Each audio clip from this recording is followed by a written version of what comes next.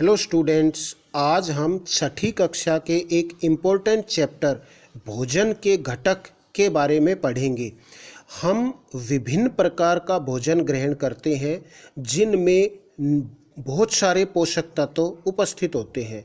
ये पोषक तत्व हैं कार्बोहाइड्रेट, प्रोटीन, वसा, विटामिन्स और खनिज लवण।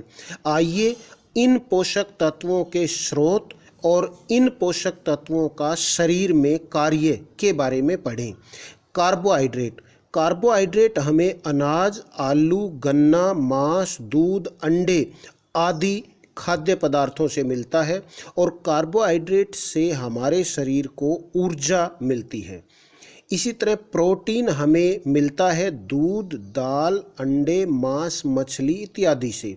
इन सभी से हमें प्रोटीन के स्रोत हैं ये दूध, दाल, अंडे, मांस, मछली। और प्रोटीन हमारे शरीर में नई कोशिकाओं के और ऊतकों के निर्माण में सहायता करता है, अर्थात शरीर की वृद्धि में प्रोटीन सहायता करता है। अगला पोषक तत्व है वसा। वसा के स्रोत हैं घी, तेल, मक्खन। जो चिकने पदार्थ हैं खाने वाले, ये वसा के स्रोत हैं और वसा से भी हमारे शरीर को ऊर्जा मिलती है। और समान मात्रा में कार्बोहाइड्रेट और वसा लें तो वसा से अधिक ऊर्जा उत्पन्न होती है। हालांकि वसा से ऊर्जा प्राप्त करने का जो प्रक्रिया है वो कुछ जटिल है, जबकि कार्बोहाइड्रेट से ऊर्जा आसानी से मिल जाती है, परंतु वसा से अधिक मात्रा में ऊर्जा मिलती है। अगला पोषक तत्व आता है विटामिन्स। विटामिन के स्रोत हैं फल, मछली, सब्जियां, दूध इत्यादि। विटामिन्स हमारे शरीर में रोगों से लड़ने में सहायता करते हैं। अगले पोषक तत्व है खनिज लवण। खनिज लवण के स्रोत हैं दूध, केला, सब्जियां, अंडे, मछली इत्यादि।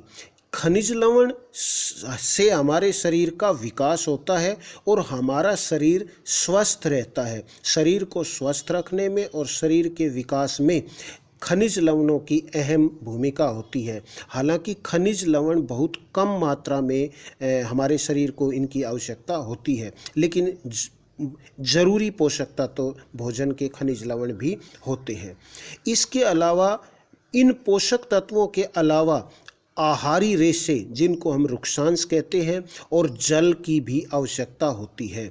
ये रुक्षांश और जल पोषक तत्वों में काउंट नहीं होते, गिनती नहीं करते, लेकिन भोजन का जरूरी हिस्सा होते हैं।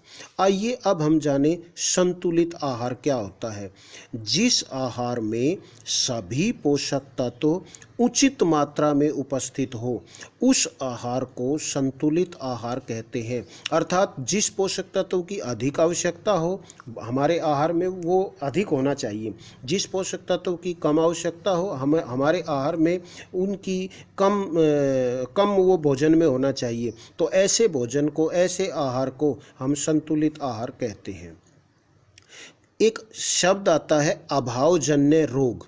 कुछ रोग होते हैं जो किसी पोषक तत्व की कमी से हो जाते हैं। किसी पोषक तत्व की कमी से होने वाले रोग, अभाव मीन कमी, रोग मीन बीमारी। किसी पोषक तत्व की कमी से जो रोग हो जाते हैं, उन रोगों को अभावजन्य रोग कहते हैं। जैसे कुछ उदाहरण हैं, विटामिन ए की कमी से दृष्टिहीनता या रतौंधी हो जाती है। विटामिन बी की कमी से बेरी, विटामिन सी की कमी से सक्रिवी, विटामिन डी की कमी से रिकेट्स। आयोडीन खनिज लवण है, इसकी कमी से घेंगा या ग्वाइटर, गले में जो होता है ग्वाइटर या घेंगा हो जाता है। लोहा की कमी से अरक्तता। प्रोटीन या कार्बोहाइड्रेट की कमी से शरीर का दुबलापन हो जाता है। कैल्शियम की कमी से अस्थि व दांत क्षीण हो जाते हैं, हमारी हड्डियां और दांत कमज़ोर कैल्शियम की कमी से हो जाते हैं। तो ये कुछ रोग हैं जो अभावजन्य रोग हैं। उसके बाद अपने सिलेबस में आता है मंड, प्रोटीन तथा वसा का परीक्षण कैसे करेंगे कि किसी भी खाद्य पदार्थ में मंड या स्टार्च है या नहीं है। मंड या स्टार्च का परीक्षण करने के लिए दिए हुए खाद्य पदार्थ पर आयोडीन की 2 या 3 बूंदें डालेंगे। यदि इस पदार्थ का रंग नीला या काला हो जाता है तो उसमें मंड या स्टार्च उपस्थित है। यदि नीला या काला रंग नहीं होता तो मंड या स्टार्च उपस्थित नहीं है। ठीक इसी तरह प्रोटीन का परीक्षण कैसे करेंगे?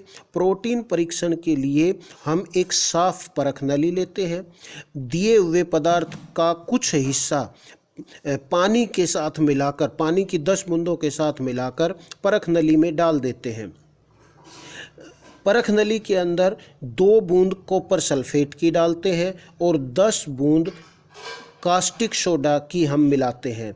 इस सारे सॉल्यूशन को मिलाने के बाद यदि पदार्थ का रंग बैंगनी हो जाता है तो यह प्रोटीन की उपस्थिति को दर्शाता है। फिर से प्रोटीन परीक्षण के लिए परख नली में पानी में मिलाकर दिया हुआ पदार्थ लेना है और उसमें 2 पदार्थ डालने हैं, कॉपर सल्फेट की 2 बूंद, कास्टिक सोडा की 10 बूंद। यदि बैंगनी रंग हो जाता है पदार्थ का तो वो प्रोटीन की उपस्थिति को दर्शाता है। बैंगनी रंग नहीं होता तो इस पदार्थ में प्रोटीन नहीं है। वसा के परीक्षण का सबसे आसान तरीका है, जो पदार्थ दिया हुआ है वो किसी कागज़ के टुकड़े में लपेटते हैं।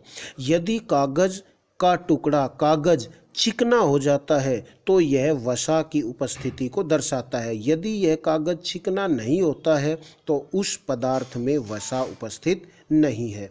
आने वाले वीडियो में 6ठी क्लास के ही अगले चैप्टर के बारे में पढ़ेंगे। तब तक के लिए थैंक यू, धन्यवाद।